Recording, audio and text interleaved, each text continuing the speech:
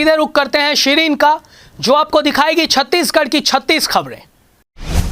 News सुप्रसिद्ध साहित्यकार एवं कवि त्रिलोक महावर को उनकी साहित्यिक गतिविधियों के लिए विदिशा मध्य प्रदेश में शाकेबा द्वारा वर्ष 2021 का घनश्याम मुरारी श्रीवास्तव पुष्प सम्मान प्रदान किया गया। युवा कांग्रेस विधानसभा अध्यक्ष उदित नारायण साहू ने बताया कि 2 दिन पूर्व ही भूपेश बघेल से मिलकर हम लोगों ने युवाओं के लिए जल्द ही रोजगार योजना लागू करने की मांग की थी। भूपेश बघेल ने युवाओं की मांग पर हस्ताक्षर कर दिया है। मुख्यमंत्री ने अपने निवास कार्यालय में राजीव युवा मितान योजना का शुभारंभ किया। धमतरी में स्वामी आत्मानंद उत्कृष्ट अंग्रेजी माध्यम विद्यालय योजना के तहत विकासखंड मुख्यालय कुरूद के शासकीय उच्चतर माध्यमिक विद्यालय परिसर में ब्लॉक स्तर का अंग्रेजी माध्यम स्कूल संचालित किया जा रहा है। यहाँ पर सभी आवश्यक मूलभूत सुविधाएं उपलब्ध हैं, जिसमें शुद्ध पेयजल, विद्यार्थियों एवं स्टाफ के लिए प्रसाधन कक्ष सहित आकर्षक साज सज्जा के लिए कक्षाएं संचालित की जा रही हैं। विधायक जगदलपुर एवं संसदीय सचिव नगरीय प्रशासन एवं श्रम विभाग रेखा चंद जैन, महापौर सतीश साहू एवं शहर जिला कमेटी अध्यक्ष शर्मा ने शहर के स्वामी आत्मानंद इंग्लिश स्कूल में सरस्वती साइकिल वितरण योजना के तहत 15 छात्राओं को साइकिल वितरण किया।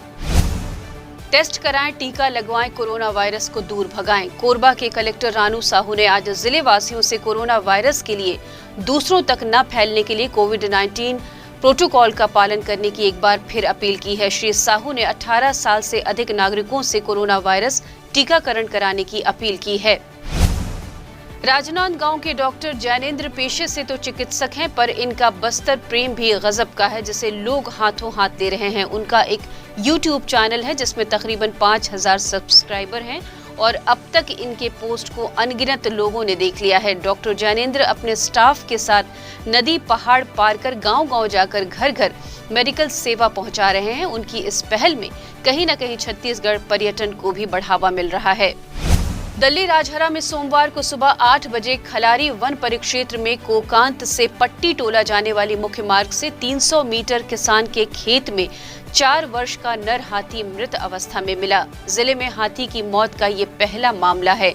वन परिक्षेत्र अधिकारी राजेश नंदूरकर की सूचना पर CCS दुर्ग शालिनी रैना DFO मयंक पांडे मौके पर पहुंचे और स्थिति का जायजा लिया। तब पता चला कि हाथी का बच्चा दल से बिछड़ गया था। केंद्रीय रक्षा मंत्री राजनाथ सिंह ने रायपुर के युवा एंटरप्रेन्योर अमित आहूजा की किताब द सीक्रेट ऑफ अर्निंग का विमोचन किया। राजनाथ सिंह ने कहा कि पुस्तक वर्तमान समय को देखते हुए बेहद महत्वपूर्ण विषय पर लिखी गई है, जिसे जरूर पढ़ना चाहिए। छत्तीसगढ़ व्यावसायिक परीक्षा मंडल रायपुर के द्वारा आयोजित होने वाली PAT और PVPT प्रवेश परीक्षा 26 सितंबर रविवार को होगी। ये परीक्षा रायपुर के 13 केंद्रों में सवेरे 9 बजे से दोपहर 1 बजे तक आयोजित की जाएगी। त्योहारों और विशेष अवसरों पर परिजनों को उपहार देने के लिए वनोपज और उससे बनी मिठाइयों के विकल्प के रूप में सामने आ रही है। कांकेर जिले की महिला स्व सहायता समूह ने संजीवनी विक्रय केंद्र के माध्यम से महुआ लड्डू के गिफ्ट पैक की बिक्री कर 6 लाख आमदनी अब तक अर्जित कर चुकी हैं। विनोद कुमार शुक्ल, जिनकी कर्म भूमि राजनांदगांव है और निवास रायपुर, आपको साहित्य अकादमी फेलोशिप के लिए चुना गया है, जो वाकई गर्व की बात है। इस मौके पर सीएम भूपेश बघेल ने बधाई देते हुए कहा कि छत्तीसगढ़ को उन पर गर्व है। इससे पहले हिंदी में सुमित्रा नंदन पंत, जैनेंद्र कुमार, महादेवी वर्मा, निर्मल वर्मा और डॉक्टर नामवर सिंह को इस फेलोशिप सम्मान से नवाजा जा चुका है। डेंगू से बचाव, सावधानी और उपचार के संबंध में वरिष्ठ चिकित्सक डॉक्टर राकेश गुप्ता ने चिकित्सकीय सलाह देते हुए कहा कि छत्तीसगढ़ के कुछ शहरों में डेंगू का प्रकोप इन दिनों बढ़ रहा है। थोड़ी सी सावधानी से हम डेंगू से बचाव कर सकते हैं और जल्द ही इसका इलाज शुरू करने से सारी कॉम्प्लिकेशंस जल्द ही ठीक हो सकती हैं। जैसे कूलर, गमले, गली, गड्ढों में बारिश के रुके हुए पानी की सफाई और उसका निदान बेहद जरूरी है, क्योंकि डेंगू के मच्छरों का लार्वा उन्हीं ठहरे हुए पानी में पनपता है। रविवार को मुख्यमंत्री भूपेश बघेल ने लोक निर्माण विभाग के 2834 करोड़ रुपए लागत के कार्यों का लोकार्पण और भूमि पूजन किया, जिसमें दुर्ग जिले को 115 करोड़ के कार्यों की सौगात मिली। इस अवसर पर मुख्यमंत्री भूपेश बघेल ने कहा कि विभिन्न चुनौतियों के बावजूद छत्तीसगढ़ के विकास का कार्य लगातार जारी है। हमारी प्राथमिकता है कि सड़क नेटवर्क को बेहतर करने के साथ साथ जन सुविधाओं में भी गति लाएंगे। जन समस्या निवारण शिविर भिलाई निगम 15 सितंबर से आरंभ हो गए हैं। कलेक्टर ने इस पर आ रहे आवेदनों के निराकरण की स्थिति की समीक्षा भी की है। उन्होंने कहा है कि जोन कमिश्नर इनके आवेदनों के सकारात्मक निराकरण की निरंतर मॉनिटरिंग करे और साथ ही ये भी देखे कि किस प्रवृत्ति के आवेदन आ रहे हैं। आवेदनों के निराकरण के पश्चात नागरिकों से संतुष्टि के संबंध में फीडबैक भी ले। बैठक में नगर निगम आयुक्त प्रकाश सर्वे भी वहां मौजूद रहे। स्थापना दिवस मना रही आरपीएफ की टीम ने पेंड्रा रोड, रायगढ़, चांपा समेत अन्य स्टेशनों में नुक्कड़ नाटक का आयोजन कर यात्रियों को जागरूक किया। इस दौरान उत्कृष्ट कार्य करने वाले बल सदस्यों को पुरस्कृत भी किया जाएगा। इस मौके पर आरपीएफ ने 26 सितंबर तक स्थापना सप्ताह मनाने का निर्णय लिया है।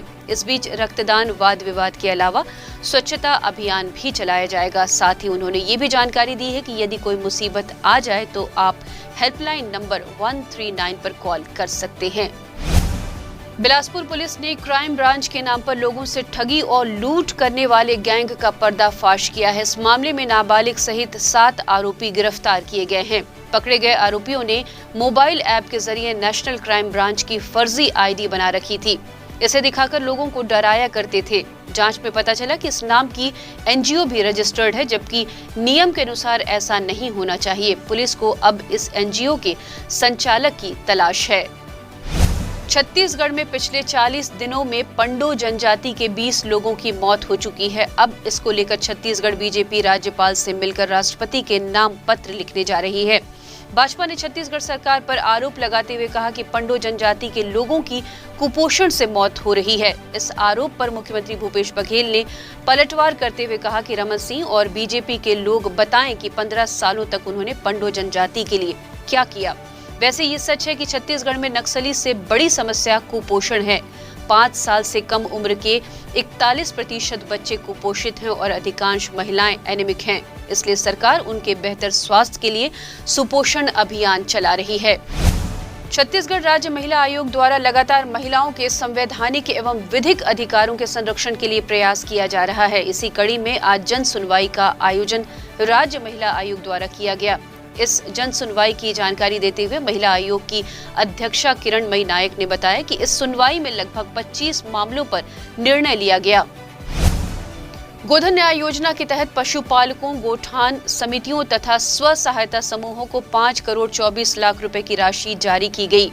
मुख्यमंत्री भूपेश बघेल ने अपने निवास कार्यालय में आयोजित कार्यक्रम में शामिल होकर राशि का वितरण किया। इस मौके पर मुख्यमंत्री भूपेश बघेल ने कहा कि छत्तीसगढ़ की गोधन न्याय योजना सफलता के नए आयाम स्थापित करती हुई आगे बढ़ रही है। छत्तीसगढ़ राज्य पूरे देश में गौ सेवा, गौ संरक्षण और गौ संवर्धन के क्षेत्र में उदाहरण बन गया है। इस अवसर पर उद्योग मंत्री कवासी लखमा, मुख्यमंत्री के सलाहकार प्रदीप शर्मा, छत्तीसगढ़ राज्य खनिज विकास निगम के अध्यक्ष गिरीश देवांगन सहित अन्य लोग वहां मौजूद थे। छुरा विकास खंड के 500 मितानिनों ने कोरोना काल में किए गए कार्य के बदले शासन प्रशासन द्वारा प्रोत्साहन राशि की मांग की है। सरकार ने इसका विरोध भी किया था, किंतु आज तक प्रोत्साहन राशि नहीं दी गई, जिसकी मांग के लिए गांधी मैदान के 1 दिवसीय धरना व रैली निकालकर कलेक्टर के नाम ज्ञापन सौंपा गया। राजधानी रायपुर में गणेश प्रतिमाओं को गलत ढंग से विसर्जित करने का मामला लगातार तूल पकड़ता जा रहा है। इस घटना के बाद जमकर विरोध भी देखा गया। रायपुर नगर निगम परिसर में भारत रक्षा मंच द्वारा इसका विरोध किया गया और मांग की गई है कि निगम की इस बड़ी लापरवाही पर छोटे कर्मचारियों पर ही कार्रवाई न हो, बल्कि जिम्मेदार निगम कमिश्नर पर भी कार्रवाई की जाए। छत्तीसगढ़ सरकार अब गोबर से बिजली बनाने जा रही है। इसको लेकर सीएम भूपेश बघेल का बयान भी सामने आया है। उन्होंने कहा कि हमारे प्रदेश में गोधन न्याय योजना के तहत गोबर खरीदी की जा रही है। अब सरकार ने भी फैसला लिया है, जो कि गोबर खरीदी की जा रही है उससे बिजली का उत्पादन किया जाएगा।